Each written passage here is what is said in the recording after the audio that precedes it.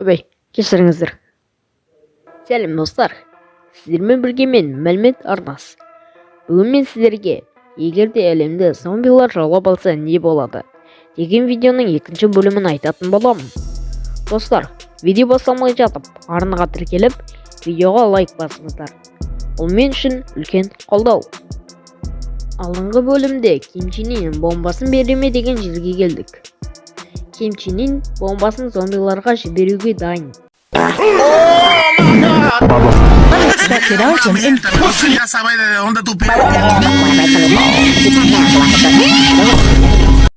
Кешіріңіздер достар, көп үзіліп кеттім. Әрі қарай көре беріңіздер.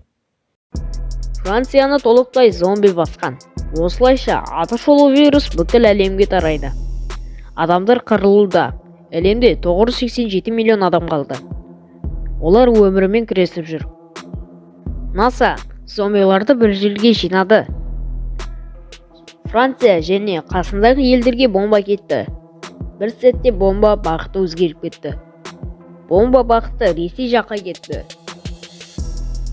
Операция сәтсіз өтті. Ресей қасындағы елдер толықтай жойылды. НАСА түксіз қалды. Және бұл адамзаттың соңғы тарихындағы соңғы жыл деп болжады. Зомбилар бүкіл адамдарды жеп, әлемді жаулайды. Және видеоның соңы.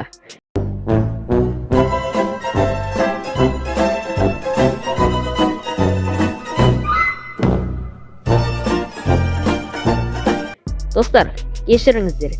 Видео өте қатты қысқа болды, бірақ алда әлі көп деген өте көп қызықты видеолар болады.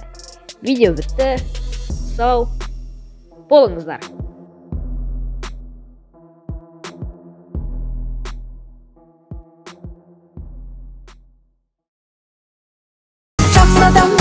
Жақсы адамдарым